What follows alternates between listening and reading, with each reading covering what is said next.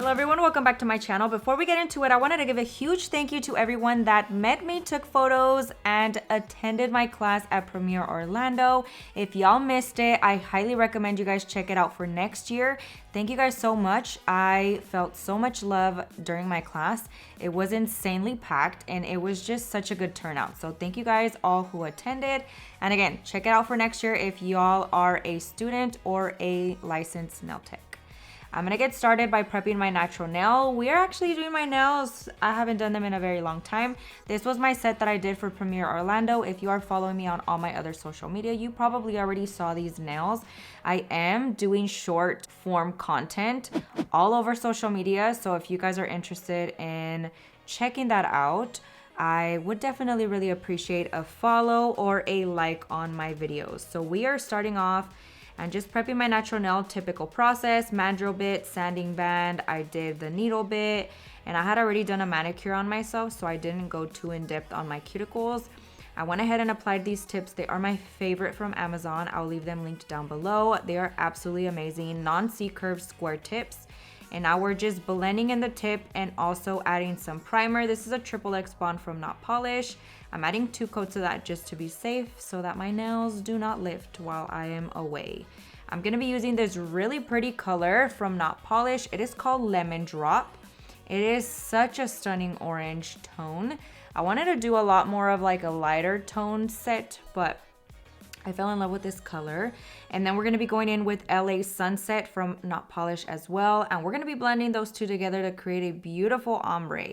Now, when I started doing these nails, my husband actually recommended me to do blue and green for the SpongeBob theme background, but I had already done that previously on Brittany, so I wanted to change it up. And if you guys are OGs on my channel, y'all already know that I love pink and orange together. I am deeply obsessed, so I figured I would switch it up and just do that instead of the blue and green.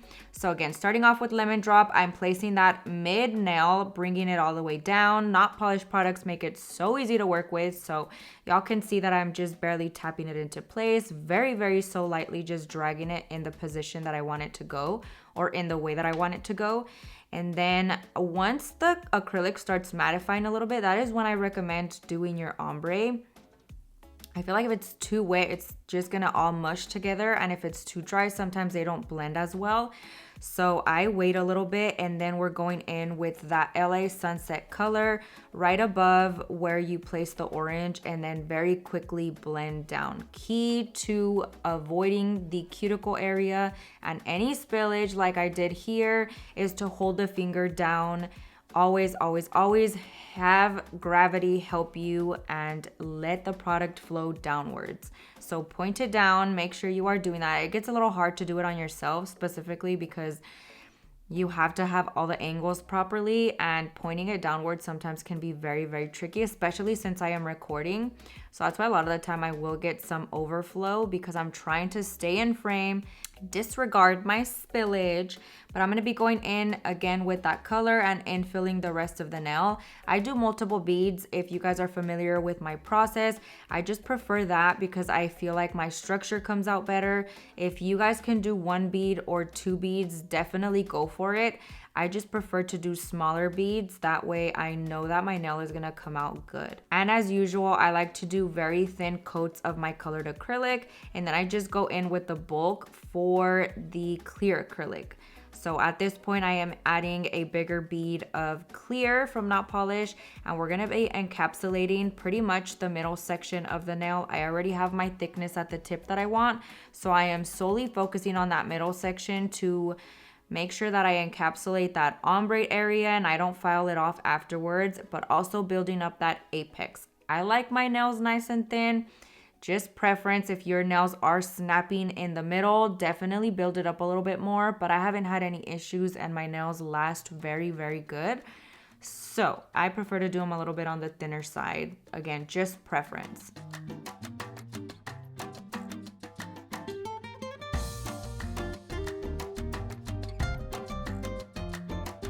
I'm going to be going in with my e-file once everything is nice and dry, and I am simply sealing the cuticle area with my e-file.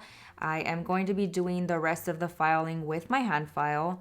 Just preference again, I have been loving hand filing. It is just so therapeutic to me, and I feel like it just looks so good whenever you do a good hand file. So 5-in-1 bit for this process. My Efile is at 10,000 RPMs. I'm just going in and filing that, making sure that the acrylic is nice and flush. Now taking my handy Tammy Taylor hand file. I absolutely love this hand file, and I know I've put a lot of y'all on this hand file. So if you are struggling with your shaping, definitely 10 out of 10. I recommend this one. It is amazing, super, super sturdy, and very easy to sanitize and switch out. So I'll leave that down below as well. That is from Amazon. That's where I purchased mine from. So I'm just filing the sides, making sure that everything is nice and straight. And then we're gonna be going in and filing the rest of the nail.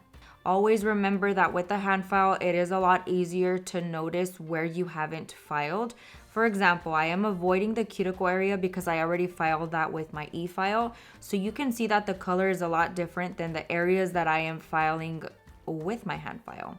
So you're gonna get a nice white cast across the surface of the nail. And if you see any little areas that are on the darker side, that means that the file isn't touching those areas, which means you got to do a little bit more filing to even everything out. So a good little beginner tip, if y'all are struggling with getting it nice and smooth, switch to your hand file. It will make a huge difference, as the e-file does not show you any white cast, and it is a little bit trickier to use, and you can also create even more divots that we do not need in our lives.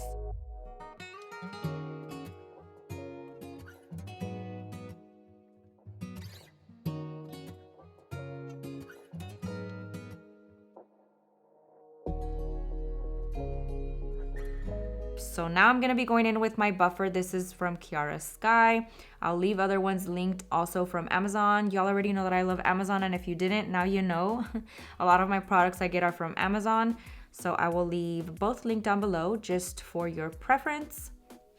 Buffing the surface of the nail, making sure everything is super, super smooth, and then we're gonna clean it. You can also wash your hands. I just prefer to use a lint-free wipe and a little bit of Young Nail Swipe to make the process go a little bit quicker.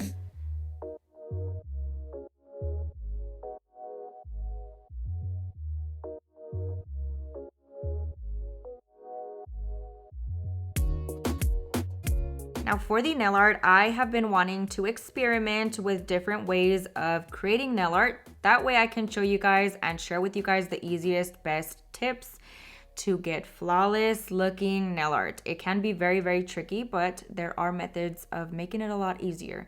So for SpongeBob, we're gonna be doing the outline first. I am using a very light shade of brown to do that, as the yellow will conceal it.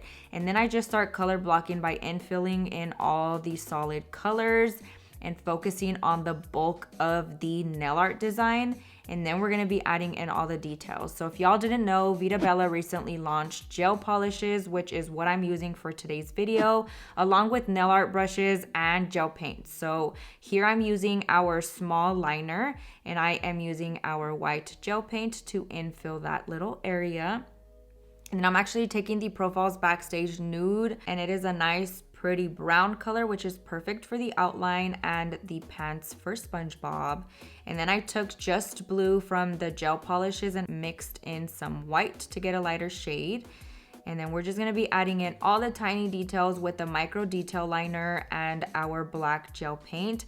This was so hard, but having such tiny detail brushes definitely makes a huge difference. So if you guys are struggling with detailed nail art, definitely check our nail art brushes out. I highly recommend them. I am so excited about this specific product because y'all already know I'm super picky with my liners and my nail art brushes. So definitely recommend them if you guys are looking for new ones.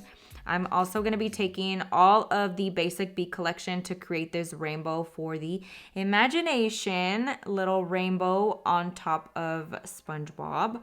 So I'm taking just red, just orange, just yellow, just green, and just blue, and just purple. Again, with our liner brushes.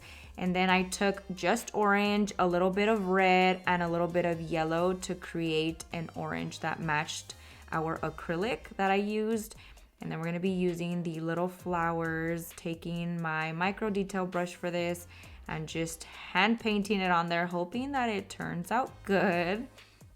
And then of course, always pop it into the light whenever you feel it is necessary. I try to cure every single layer fully for 60 seconds. Otherwise, very pigmented polishes will not cure. So I'm gonna be going in now with Patrick. I ended up mixing a very small amount of red into white. And then I took a little bit of our orange as well and mixed it in there to create the perfect Patrick shade. And then again, taking our micro detail brush, we're gonna be adding his little eyeballs and then all the black details using the black gel paint. Again, cure whenever you feel it is necessary. Do not forget, otherwise everything will get smushed. Now I'm gonna be adding some top coat. This is Matte It from Not Polished, my favorite go-to matte top coat.